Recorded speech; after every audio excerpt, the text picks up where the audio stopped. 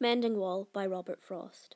SIA themes: tradition, rural life, the past, and the speaker's isolation in a rural setting. Now let's think about the context.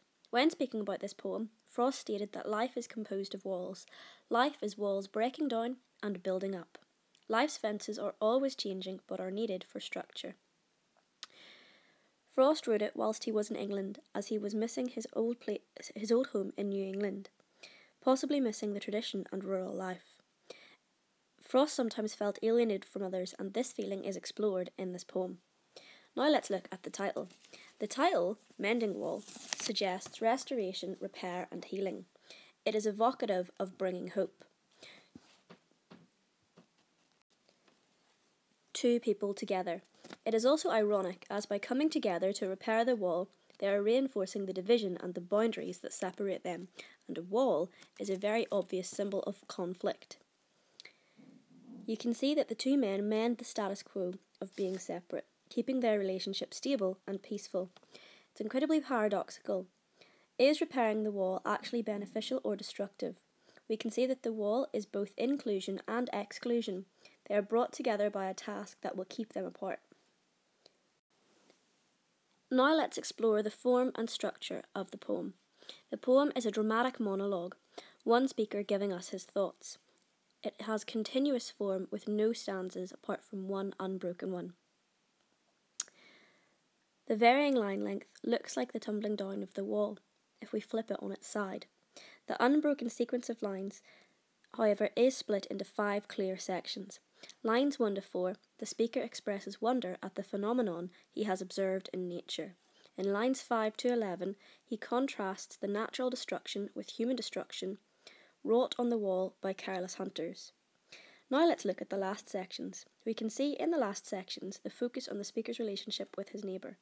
In the third section, lines 12 to 14, the speaker describes how he and his neighbour mend the wall, portrayed humorously as an outdoor game.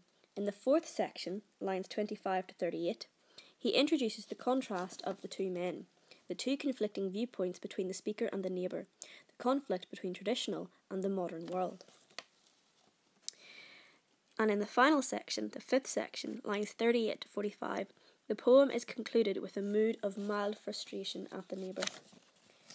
We can see that walls are incredibly important for the existence of humankind in this poem, not just physical structures, but set structures of behaviour, rationality, etc.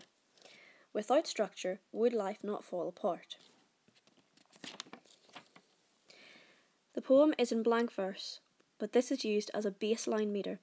It maintains the 5 stressed syllables, but varies the feet to sustain the natural speech-like quality to the poem.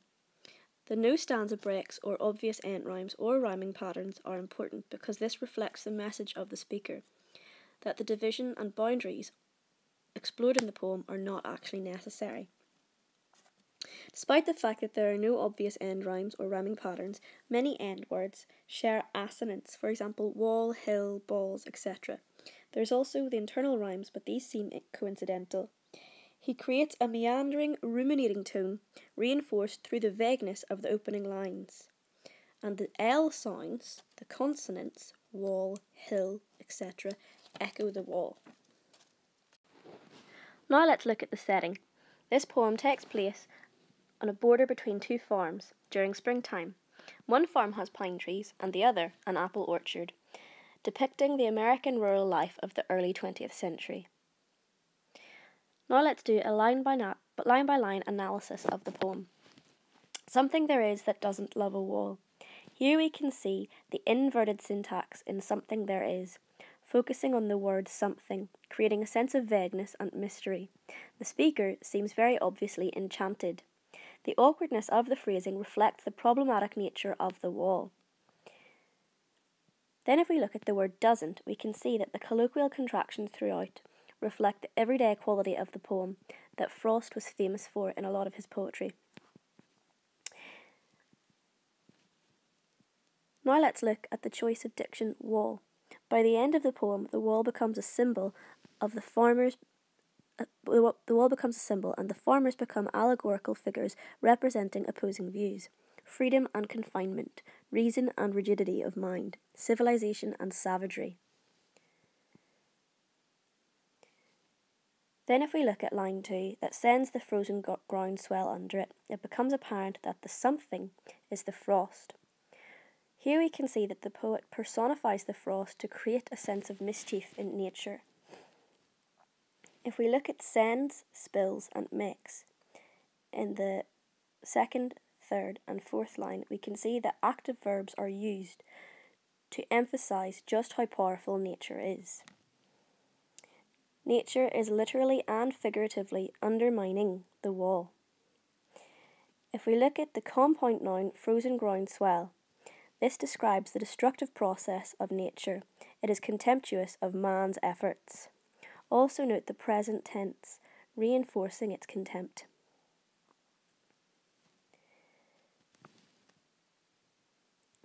The use of the active verb spills is important because not only does it depict the power of nature captured through its taking down of the wall, but there's also a sense of abandon and generosity versus the meanness and pettiness of man who restricts through wall building. We can see through lines 2 to 4 that there's this concept of and imagery of erosion throughout. We can see through the line and makes gaps even two can pass abreast, that without the wall people can be side by side, united, and that this is something the speaker approves of. Communication rather than division. Then if we look at the line, the work of hunters is another thing, and the line, I have come after them and made repair, we can see that another thing and repair emphasises the futility in the task of mending the wall, as there are so many things working against him attempting to tear down the wall.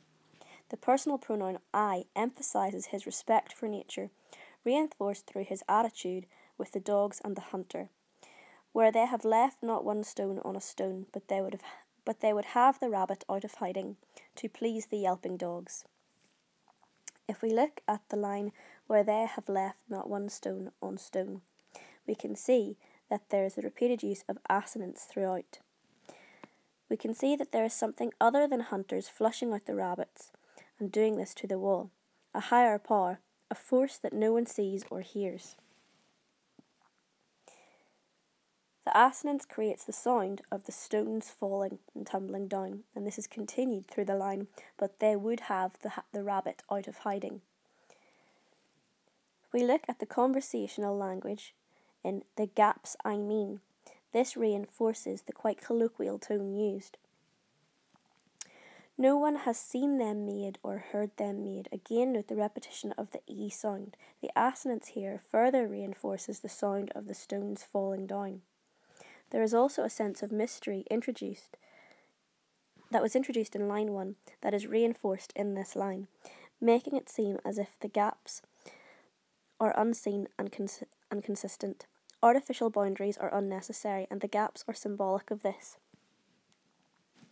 Then if we look at the line, but at spring mending time we find them there, we can see that there is the idea of the association of spring with rebirth, the cycle of life, and that this is furthered in the renewal of the wall building cycle.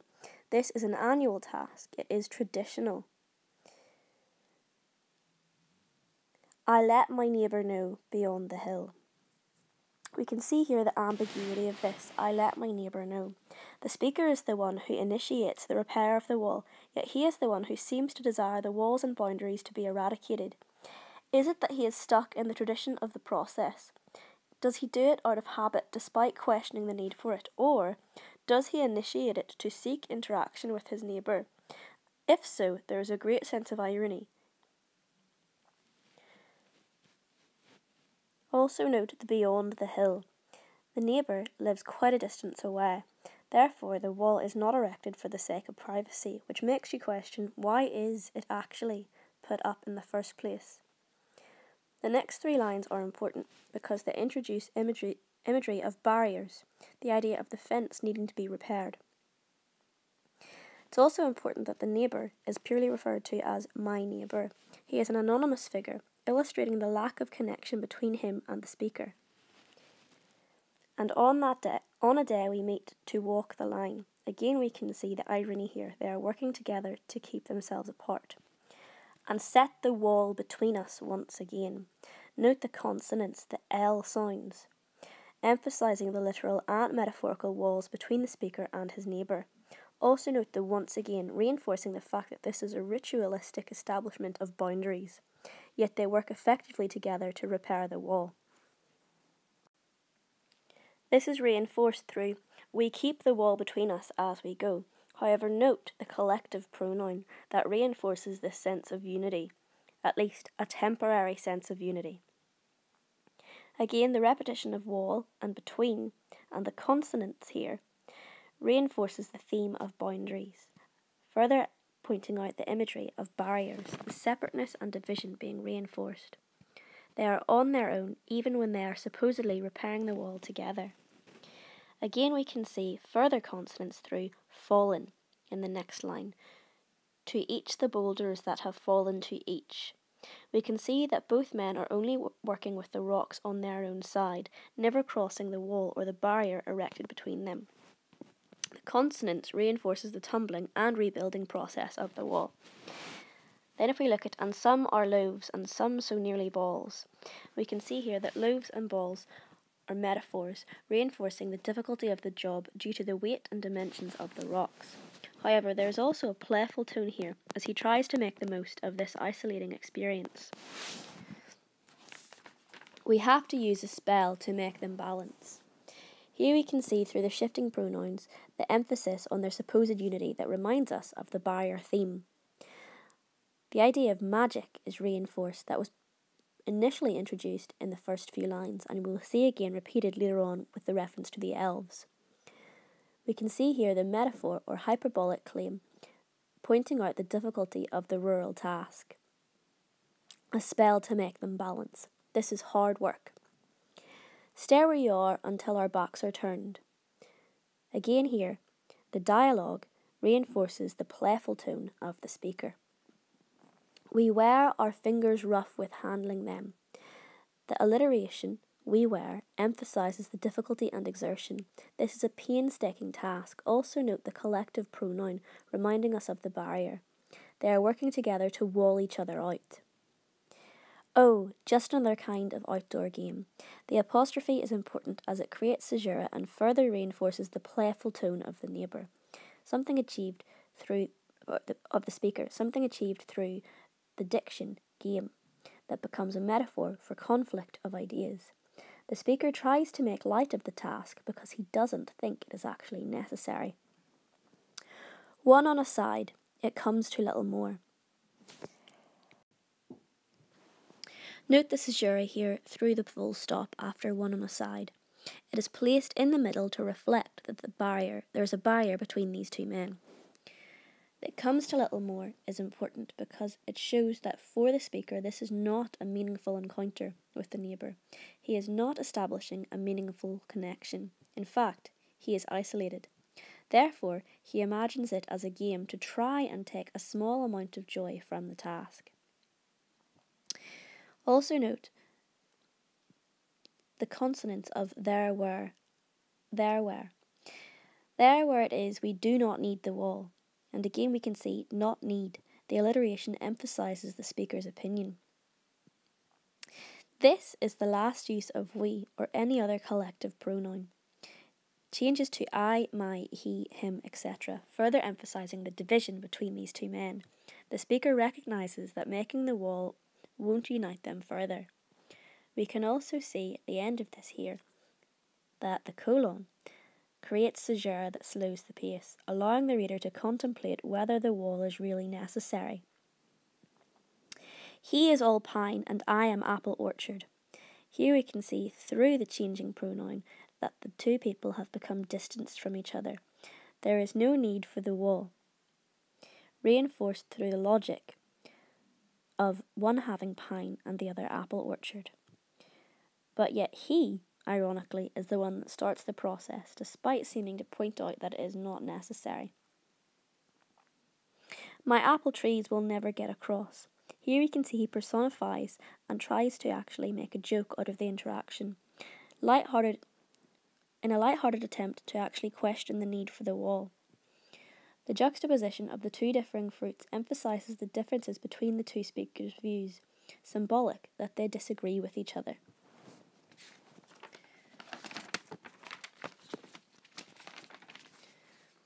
The neighbour's negative attitude is questioned. Good social relationships cannot exist when men are separate from one another. Then if we look at, and eat the cones under his pines, I tell him. He's trying to point out that it's potentially beneficial if the walls were removed, and the playful tone is reinforced through his attempt to joke with his neighbour. Note the frequent use of enjambment, conveying the desperation to communicate with his neighbour and understand the traditional sentiments. There is a relaxed conversational tone with his neighbour. He only says, "Good fences make good neighbours." We can see the metaphor is renewed in an attempt to reason with the neighbour. Spring is the mischief in me. Note the contrast between the narrator's speech, long and rambling, juxtaposed with his neighbour's short, blunt responses, showing his struggle to communicate with others and the two differing viewpoints. The dialogue emphasises the boundaries and division viewed as necessary. If we look at "I wonder" and "if I could," we can see a kind of vagueness here. He imagines changing his neighbour's perspective, but he doesn't ever actually carry it out. There is no real action, no attempt to change it. Why do they make good neighbours? Isn't it where there are cows? But here there are no cows. Before I built a wall, I'd ask to know what I was walling in or walling out. Here we can see through italics and the rhetorical questions the reinforcement of the logic, but again, the inaction. He reinforces his attempt to present logical reasons to counter the neighbour's sentiments. Note the use of dialogue. He is voicing his sentiments to his neighbour in his head, reinforcing the lack of communication between them, as he never actually acts upon this. Note the alliteration of "before I built," reinforcing the incredulity. He cannot comprehend the need for the wall. This is further reinforced through the alliteration in "what I was walling in or walling out." And to whom I was like to give offence. Here we can see that the speaker, through the choice of the word offence, is outward looking, thinking of the impact on others, but the neighbour is inward looking, thinking only of his interests, possibly privacy. He appears narrow-minded as a result. Something there is that doesn't love a wall. Here we can see that this is the central refrain, and it is repeated. This time, however, it is not nature. This time it refers to the speaker, who is just as rigid and stubborn as his neighbour. I could say elves to him, but it's not elves exactly. Here we can see that he makes light of the neighbour's reasoning in an almost patronising manner. Something from a fantasy, no real reasons that are logical or practical in the rural world. This is reinforced through alliteration of elves exactly. Note, and I'd rather he said it for himself. He hopes his neighbour will replicate his sentiments and joke about the situation and the unnecessary point of the wall. This is furthered through the caesure, the full stop after he said it for himself, that emphasises his determination. I see him there, bringing a stone grasped firmly by the top. We can see that Frost, or the speaker, has a derisory tone. He almost looks down on his neighbour for the neighbour's desire to build the wall. The adverb, grasped firmly, emphasises the determination to repair the wall and maintain it. In each hand, like an old stone savage armed. Here we can see that there's imagery of the Dark Ages, the idea of no civilization, survival instincts only. We can also see the simile. He views his neighbour as a holdover from an outmoded era, uncivilized and barbaric. Reinforced through sibilance, stone savage, that emphasises his disdain for the neighbour's way of thinking. There's a humorous imagination from earlier reinforced here, but now it is distrustful and defensive. His imagination contributes to the emotional barrier between him and his neighbour, as well as the neighbour's lack of responsiveness. He moves in darkness as it seems to me. Again, we can see through the choice of diction, darkness, the unenlightened response of the neighbour. He can't see and hasn't discovered what he needs to know. He has a lack of knowledge in his desire to build the wall, as opposed to the speaker who feels he is much more enlightened. Also note, however, it seems to me. This is the speaker's point of view reiterated. The moving in darkness becomes a metaphor for outdated thinking, but it seems that the speaker is just as stubborn in his way of thinking. Not of woods only and the shade of trees, he will not go behind his father's saying. There's an almost frustrated tone here as he emphasises how narrow-minded the neighbour really is. The traditional view has remained unquestioned in the mind of the neighbour, who cannot move on to more modern times and more modern ways of thinking. And he likes having thought of it so well.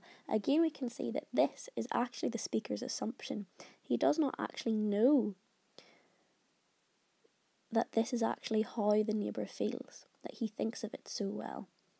He says again, good fences make good neighbours.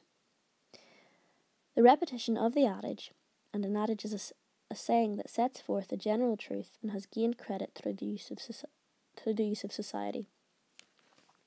That harmony is established through barriers, that individuals need space, at least according to the neighbour. We can also see, though, through the repetition of this adage, that there is a stubbornness. He resists new ideas and values past wisdoms. You can see that he has a taciturn and somewhat reserved nature. There's two dramatically opposing notions of the speaker and the neighbour, and the firm tone reinforcing that the neighbour is unwavering in his opinion, emphasised through the repetition of that phrase. It's illogical, and even though he repeats it, it does not satisfy. The concept of communication and interaction and privacy and isolation is important. What seems to be happening here is that both seem to be somehow necessary in society. The wall mending brings them together, yet they also have to have barriers for the sake of their private lives and individuality. A somewhat contradictory poem.